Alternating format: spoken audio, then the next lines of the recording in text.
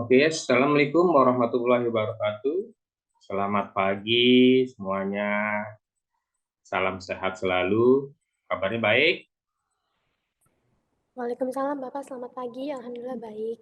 Alhamdulillah. Oke, sebelum kita masuk materi, di sini adalah teori ekonomi 2. Sebelum kita masuk perkuliahan atau dikatakan materi pada pagi hari ini, seperti biasa ya, dalam pertemuan semester ini kita dahulukan ada yang katakan norma-norma sebelum pencapaian apa sih yang didapat oleh pembelajaran teori ekonomi ini ya.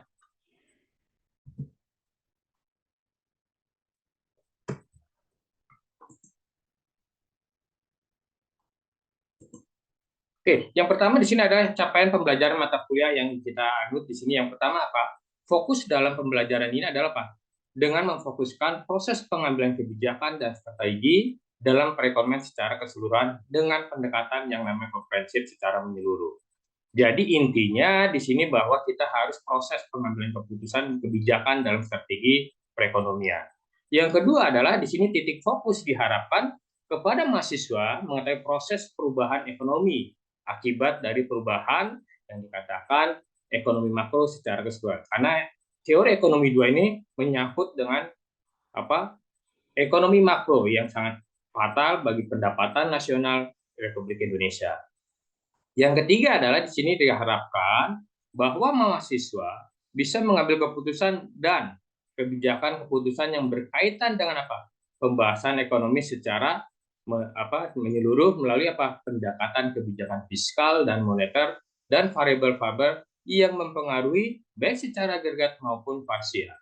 Nah, ini kaitannya dengan capaian pembelajaran mata kuliah teori ekonomi 2. Nah, sebelum masuk ini kita juga ada pendahuluan yang dikatakan aspek dan bobot penilaian dalam penilaian mata kuliah ini.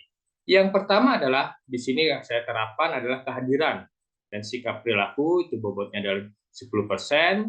Yang kedua adalah penyelesaian tugas-tugas yang akan saya berikan, itu adalah 20%. Yang ketiga adalah ujian tengah semester yang kaitannya nanti sangat besar sekali, poinnya adalah 40%. Nah, ini dengan yang keempat adalah yang dikatakan ada di sini adalah ujian akhir semester atau nilai 30%. Nah, ini adalah aspek dan bobot penilaian nanti tentang teori ekonomi 2 dengan mata kuliah ini kita harus pembelajaran dengan mengetahui itu konsep penilaian secara keseluruhan. Nah, sebelum masuk materi, kita di sini masuklah yang namanya pasar uang dan pasar tenaga kerja. Apa yang dimaksud dengan pasar uang dan pasar tenaga kerja? Mungkin orang sudah Anda, yang lain sudah mengerti apa sih uang. Nah, sebelum kita masuk ke pasar uang dan pasar tenaga kerja, saya ulang lagi di sini ada yang namanya fungsi uang. Apa fungsi uang? Nah, dikatakan situ ada mau sukses pahami ada 5 fungsi uang. Nah, fungsi uang di sini dikatakan adalah yang pertama adalah sebagai alat tukar. Dengan adanya uang, untuk kegiatan tukar-menukar akan jauh lebih mudah dilakukan bila dibandingkan dengan kegiatan perdagangan secara barter. Dulu mungkin kan mengenal ada belum ada uang, itu adalah dengan secara barter. Yang kedua adalah uang sebagai alat pengukur nilai, apa yang dikatakan namanya standard of value. Nah, fungsi uang adalah sebagai pengukur nilai untuk menunjukkan nilai barang dan jasa yang dijual atau dibeli. Nah, kaitannya apa? Besar kecilnya nilai yang dijadikan sebagai satuan hitung dalam menentukan harga barang dan jasa secara mudah. Nah, yang ketiga apa? Di sini dikatakan uang sebagai penimbun kekayaan. Orang kan pasti kalau bilang katakan, wah itu kaya ya, berarti banyak uangnya. Nah, ini dikatakan store of value. Penggunaan uang memungkinkan kekayaan seseorang disimpan dalam bentuk uang, jadi nilai kekayaan dapat diukur dengan menggunakan satuan nilai uang. Nah, ini kaitannya adalah dengan fungsi uang. Ya, masuk lagi. Nah, ini ada fungsi uang. Fungsi uang tuh ada yang kaitannya dengan ada fungsi asli dan fungsi turunan. Nah, apa fungsi uang asli dan fungsi turunan? Nah, kita akan bahas satu persatu. Nah, ini adalah gambar grafiknya atau struktur bagan. Fungsi uang adalah fungsi asli dan fungsi turunan. Fungsi asli itu adalah sebagai alat tukar. Yang kedua adalah sebagai satuan hitung. Kenapa satuan hitung? Itu uang itu ada nominalnya. Ada serat, ya, 1.000, 2.000, 5.000, 10.000 dan seterusnya. Sedangkan fungsi turunan di situ sebagai apa? Yang pertama adalah sebagai alat pembayaran. Nah, ini sebagai alat pembayaran ya kita mungkin cash atau belanja dan sebagainya. Yang kedua adalah sebagai alat penimbun kekayaan. Dengan alat penimbun kekayaan ini sifatnya apa? Oh, saya memiliki uang miliaran. Oh, berarti orang kaya. Itu adalah menimbun kekayaan. Yang ketiga adalah sebagai alat pemindah kekayaan. Pemindah kekayaan itu bisa berinvestasi, membeli rumah dan tanah dan sebagainya. Nah, masuklah kita yang dikatakan namanya jenis-jenis uang. Nah, jenis-jenis uang ini ada dikatakan ada uang atas unjuk, yang dikatakan adalah fiat money, adalah apa? Uang menurut dekret pemerintah dan tidak memiliki nilai intrinsikik. Yang kedua adalah uang komoditas. Apa uang komoditas? Nah, uang komoditas ini dikatakan adalah uang yang mulai ya atau yang punya nilai intrinsik jika orang menggunakan emas sebagai uang. Perekonomian dikatakan menggunakan standar emas. Nah, dikatakan kalau uang atas unjuk ini intrinsik itu nilai intrinsik itu yang dikatakan fiat money ya, yang dikeluarkan oleh pemerintah atau tadi yang asli ya, dan listrik itu dikatakan dengan uang atas unjuk. Sedangkan uang komoditas adalah uang yang mulai nilai intrinsik. Nah, ini yang dikatakan tadi nilai intrinsik itu kalau zaman dulu mungkin perdagangan itu menggunakan standar emas. Karena makin lama makin berkurang emasnya, maka orang buatlah bikin komponen atau uang. Dulu standarnya kita perdagangan itu dengan menggunakan emas. Nah, kira-kira sampai sini ada yang bertanyakan nggak? Pertanyaan sebelum kita masuk jenis-jenis uang.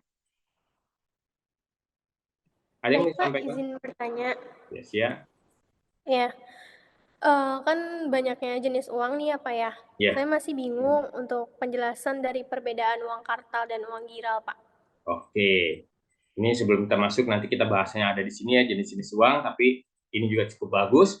Uang kartal, memang Indonesia itu kita mengenal di dunia adalah uang kartal dan uang giral. Uang kartal didefinisikan adalah uang yang memang digunakan sehari-hari. Yang pertama itu ada Pak, berlaku dan digunakan di seluruh lapisan masyarakat.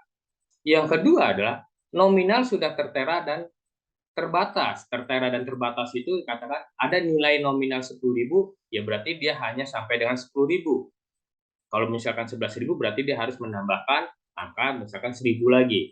Nah, itu adalah yang nominal yang sudah tertera di uang. Nah, itu dan terbatas. Yang ketiga adalah dijamin oleh pemerintah. Kenapa dijamin oleh pemerintah? Karena diterbitkan oleh pemerintah. Nah, ini tapi yang jelas yang dijamin oleh pemerintah ini adalah uang asli, bukan uang palsu ya. Nah, ini kaitannya. Yang keempat apa? Di situ uang kartal itu ada kepastian pembayaran seperti yang tertera dalam nominal uang. Jadi, kepastian untuk membayar nilai uang itu. Misalkan kita belanja habis 50.000. Kalau kita memiliki uang yang 50.000 ya sudah bayar 50.000.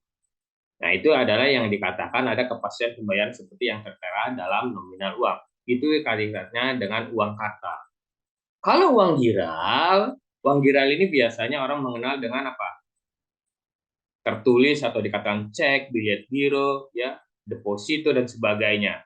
Nah, uang giral di sini katakan ada yang pertama di situ ada berlaku dan hanya digunakan di kalangan masyarakat tertentu saja. Biasa untuk pembayaran bilet giro, perusahaan-perusahaan, cek dan sebagainya. Yang kedua adalah nominal harus ditulis terdahulu. Jadi contoh misalkan kita mau pembayaran melalui cek, jumlah yang dikeluarkan berapa? Ya harus ditulis dulu nominalnya. Misalkan 2 miliar, berarti harus ditulis dengan tulisan cek, berarti 2 miliar. Yang ketiga, di situ dikatakan hanya dijamin oleh bank yang mengeluarkan. Jadi yang mengeluarkan itu ada yang dikatakan bilet giro, terus dikeluarkan bank tertentu, misalkan bank BNI. Nah, itu biasanya ada logo bank BNI-nya di bilet gironya maupun di ceknya. Nah, itu dikatakan hanya dijamin oleh bank yang mengeluarkan. Bahwa menjamin bahwa aset yang memiliki dia itu memang memiliki banyak uang yang ada di bank itu. Yang keempat apa? Belum ada kepastian pembayaran dikatakan termasuk dari beberapa lembaga yang mengeluarkan. Jadi dikatakan sini belum ada kepastian pembayaran, termasuk dari beberapa lembaga yang mengeluarkan. Kaitannya apa? Biasanya nanti akan melihat dulu jumlah saham maupun bilet giro yang dibutuhkan. Nah, ini adalah perbedaan uang kartal dan uang gira. Uang kartal itu biasa yang kita pakai adalah uang kertas dan uang logam. Kalau uang giral itu berupa cek, bilet giro, dan sebagainya. Nah, itu kaitannya dengan perbedaan uang kartal dan uang giral di Indonesia yang ada dua jenis seperti itu di dunia. Sudah jelas?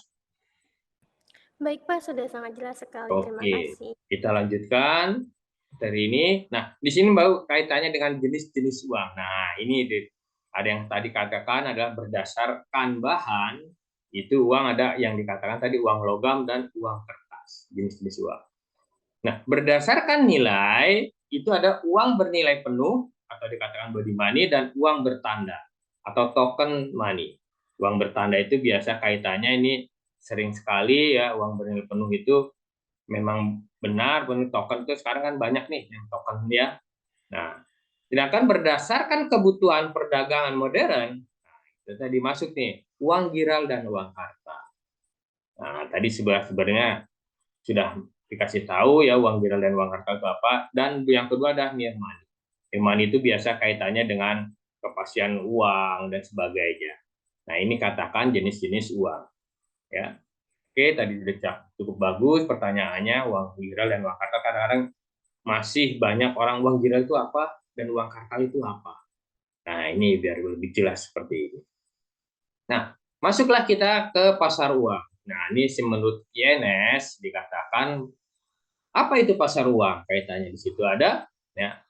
Pasar uang di sini adalah pertemuan antara permintaan akan uang atau dikatakan itu demand, money demand ya dengan penawaran uang. Ya. MD ada dikatakan sudah adalah kebutuhan masyarakat akan uang tunai untuk apa? Menunjang kegiatan ekonominya. Contoh, kita kuliah bayar pakai dengan uang. Yang kedua, misalkan kita mau beli pop es dan atau seblak dan sebagainya itu dengan uang tunai misalkan. MS adalah dikatakan jumlah uang yang disediakan oleh pemerintah dan bank-bank, yaitu seluruh uang kartal dan uang giral yang beredar. Nah, yang dikatakan di sini adalah disediakan oleh pemerintah, berarti pemerintah menerbitkan uang. Misalkan contohnya ada penerbitan uang baru. Kok nerbit uang baru? Pasti uang-uang yang lama akan ditarik secara bertahap. Jadi tidak sembarangan juga pemerintah mengeluarkan uang. Oh, kalau supaya kita banyak, produksi aja atau dikatakan cetak uang aja banyak. Tidak seperti itu. Itu kaitannya nanti dengan perhitungan apa namanya pendapatan nasional kita. Dilihat kalau memang bagus, produksi ininya bagus, peningkatan ekonominya bagus, nah memang kalau dibutuhkan baru cetak uang. Nah, di sini ada sumber permintaan uang. Ada 3 macam kebutuhan akan uang. Yang pertama adalah yang dikatakan tadi kebutuhan transaksi. Kebutuhan transaksi itu dikatakan jual untuk beli, beli sesuatu dan sebagainya, jual beli. Yang kedua adalah kebutuhan berjaga-jaga. Kebutuhan berjaga-jaga itu kaitannya apa? Dengan menyimpan kita uang di bank, ya, untuk jaga-jaga nanti kalau kita kejadian yang tidak diinginkan, atau musibah, nah itu untuk berjaga-jaga. Yang ketiga adalah kebutuhan berspekulasi. Nah, biasanya kalau orang kebutuhan berspekulasi ini biasanya yang kebutuhan permintaan uang ini mungkin uangnya sudah banyak. Contohnya apa kebutuhan berspekulasi? Biasa bermain saham, berinvestasi. Nah, ini kaitannya ada investasi, ada yang berspekulasi, misalkan, oh, ini saham ini lagi bagus, coba kita beli. Nah, ini berspekulasi atau dikatakan gambling lah ya. Nah, ini ada berspekulasi. Siapa tahu saya beli emas, nanti akan naik bulan berikutnya. Nah, ini adalah untuk berspekulasi. Kaitannya dengan yang namanya pasar uang. Kuantitas uang di sini dikatakan apa? Teori kuantitas uang ya biasanya menggunakan persamaan pertukaran yang dikatakan MF sama dengan PT itu ya, di mana M adalah penaruhan uang, V adalah laju peredaran uang, P adalah tingkat harga, dan T adalah jumlah barang dan jasa yang diperjualbelikan dalam perekonomian. Sedangkan teori kuantitas uang menurutnya adalah menurut si Irvis Fisher ya. Teori kuantitas uang itu di sini MV dengan Y sama dengan Y, di mana M penawaran uang tadi sama VY adalah laju peredaran uang yang dibelanjakan untuk membeli barang-barang jadi saja. Iya apa? Dikatakan adalah pendapatan nasional. Nah, ini kaitannya dengan kuantitas uang. Nah, sebelum masuk ke fungsi permintaan uang dan persamaan kuantitas, kira-kira ada yang ditanyakan nggak sebelum kita masuk ke fungsi permintaan uang dan persamaan kuantitas ini? Ada yang mau disampaikan atau ditanyakan? Silakan. Saya izin bertanya, Pak. Oh iya, silakan, Aris. Terkait dengan pasar uang tadi, saya ingin mengetahui dong mengenai faktor-faktor apa saja sih yang mempengaruhi pasar uang ini gitu, Pak. Terima kasih. Oke, sebelum masuk ke tema permintaan uang dan permintaan ini, pertanyaan bagus. Faktor apa saja yang mempengaruhi pasar uang? Nah, di situ ada yang pertama adalah dikatakan motivasi berinteraksi atau dikatakan transaksi dan berjaga-jaga. Nah, motivasi transaksi dan berjaga-jaga ini ada kaitannya dengan apa? Tinggi rendahnya pendapatan. Kalau kita pendapatannya besar atau tinggi, kita berarti bisa bertransaksi berjaga-jaga. Yang kedua adalah frekuensi mendapatkan upah atau gaji. Nah, ini biasa kalau gajinya besar, orang bisa dikatakan tadi apa? Bertransaksi dan untuk berjaga-jaga. Ya, bisa dengan spekulasi dan sebagainya. Yang kedua adalah di sini katakan motif spekulasi. Nah, ini sama dengan kaitan tadi ya dengan tingkat bunga umum. Nah, dikatakan tingkat bunga umum ya spekulasi ini, deposito lagi naik nih, suku bunganya.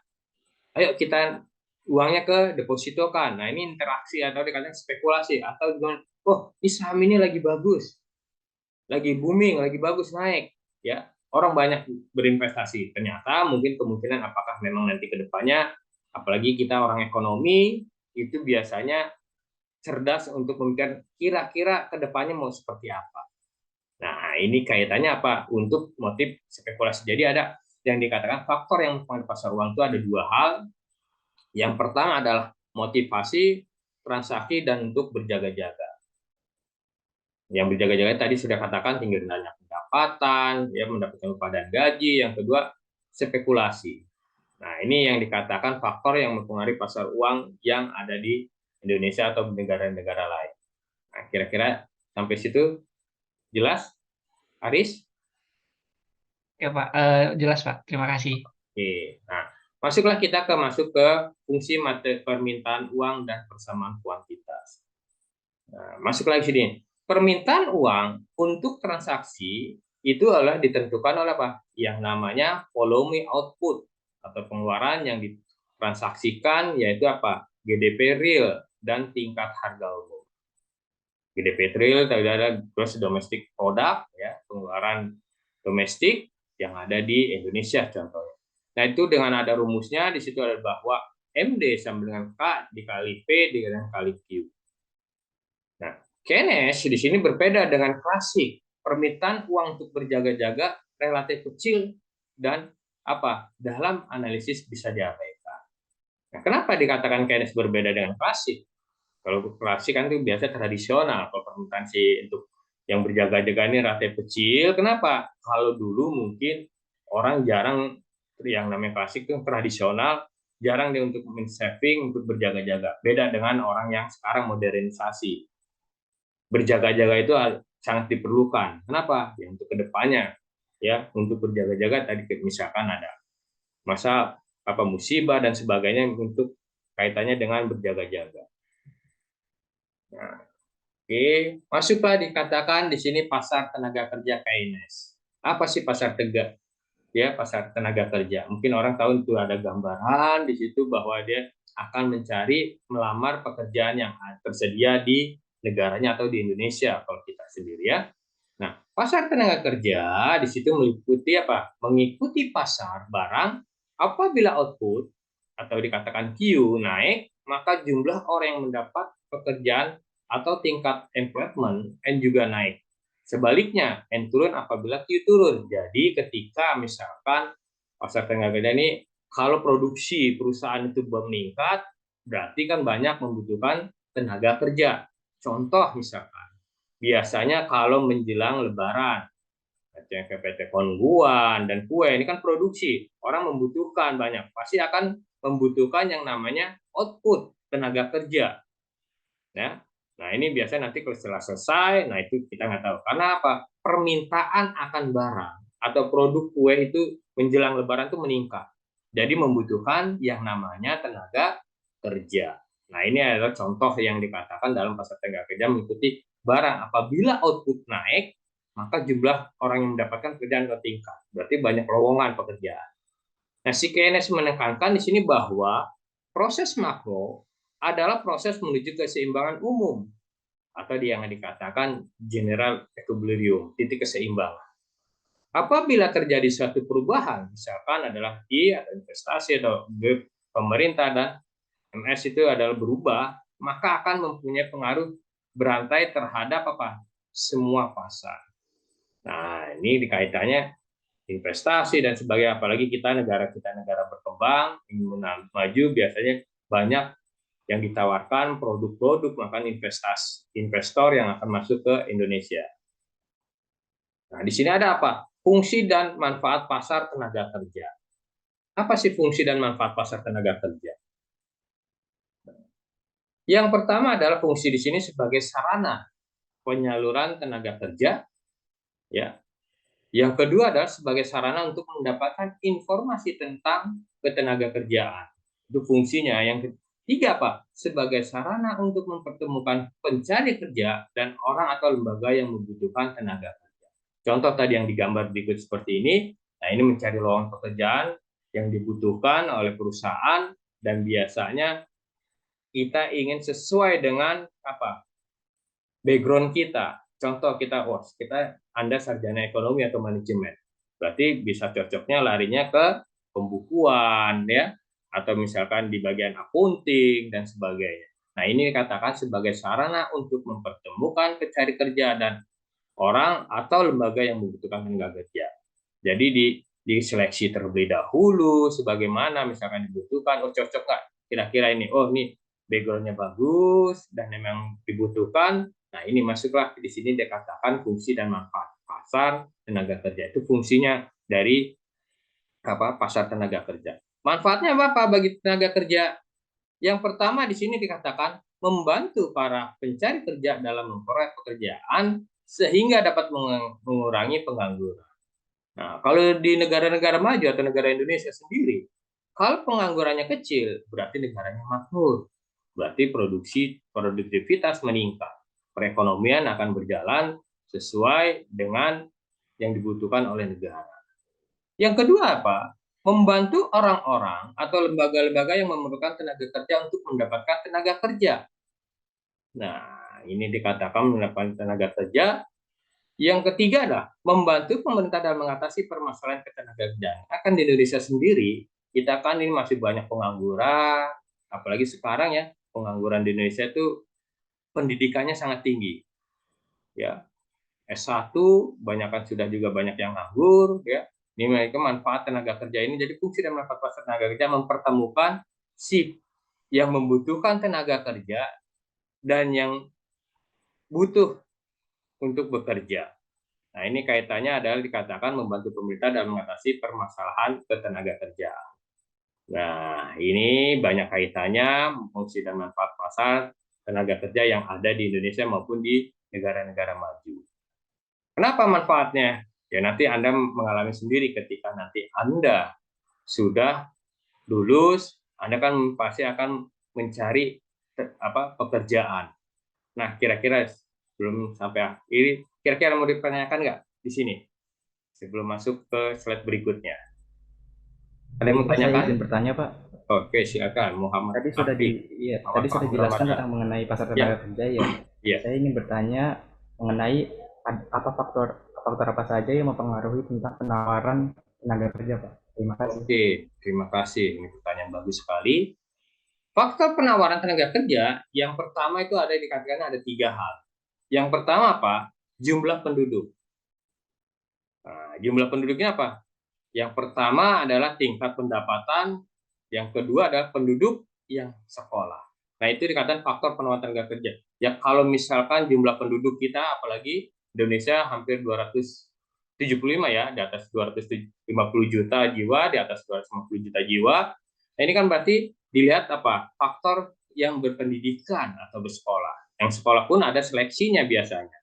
Contoh seperti Anda, berarti kan Anda nih apa penawaran tenaga kerja ini kan produktif atau dikatakan Anda memiliki background sarjana. Berarti kan wah ini tenaga kerja yang handal seharusnya. Yang pertama jumlah penduduk.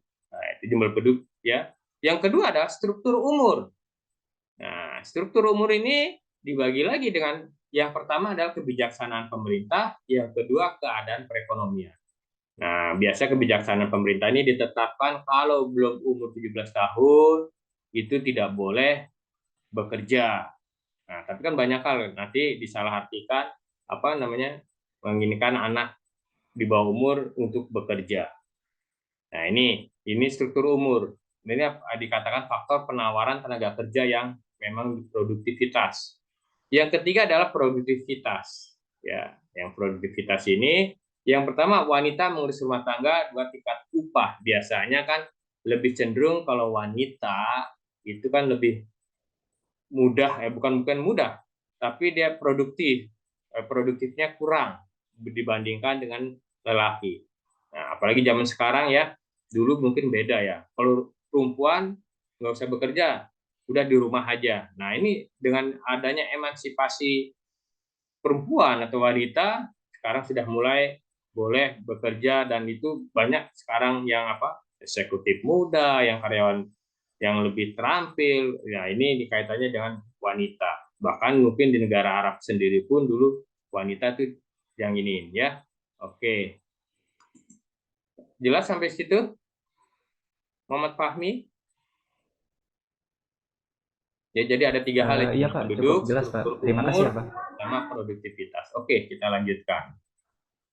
Nah, berdasarkan sifat pasar tenaga kerja, nah ini ada dapat digolongkan menjadi apa? Yang pertama ada 2, pasar kerja intern atau dikatakan internal labor market adalah pasar tenaga kerja yang diperoleh dari perusahaan itu sendiri. Yang kedua adalah pasar kerja ekstern. Ya, eksternal labor adalah pasar tenaga kerja yang diperoleh oleh dari luar perusahaan. Kalau dari yang dikatakan intern itu biasanya dia tenaga kerja, misalkan saya bekerja di suatu institusi atau perusahaan, oh ini ada saudara masuk, saya kasihlah, itu dari pasar kerja intern. Jadi intern yang dari karyawannya, yang punya saudara itu masuk. Yang pasar kerja ekstern itu misalkan menulis lowongan pekerjaan.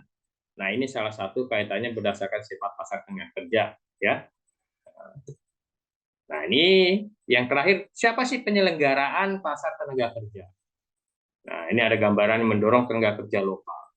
Di Indonesia sendiri, penyelenggara bursa tenaga kerja ditangani oleh yang namanya Departemen Tenaga Kerja atau Depnaker, atau sekarang ya Kementerian Tenaga Kerja. Selain Depnaker atau selain ya Kementerian Tenaga Kerja di Indonesia juga berkembang penyelenggaraan bursa kerja swasta yang biasa disebut dengan penyaluran tenaga kerja. Nah, ini kan atau dikatakan aja jasa, ya jasa tenaga kerja. Nah, di Indonesia itu biasanya kalau yang resmi yang bagus adalah dikeluarkan oleh Kementerian Tenaga Kerja atau dikatakan banyak hal lah penyelenggaraan pasar tenaga kerja ini yang dikeluarkan oleh pemerintah maupun swasta. Nah, kira-kira sampai sini yang ditanyakan cukup jelas. Dengan materi hari ini sudah jelas kita teori ekonomi dengan pasar uang dan tenaga kerja. Ada yang disampaikan dan ditanyakan? Lagi? Cukup? Oke. Kalau sudah cukup. Sepertinya sudah cukup jelas, Pak. Oke. Kalau sudah cukup jelas, saya akhiri pertemuan hari ini. Mungkin nanti akan kita bertemu lagi pertemuan berikutnya. Mudah-mudahan kita dalam keadaan sehat. Saya tutup. Wabillahi taufiq wal hidayah. Assalamualaikum warahmatullahi wabarakatuh. Salam, selamat pagi, salam sehat selalu. Waalaikumsalam warahmatullahi wabarakatuh. Terima kasih Pak. Waalaikumsalam warahmatullahi wabarakatuh. Terima kasih Pak. Terima kasih Pak.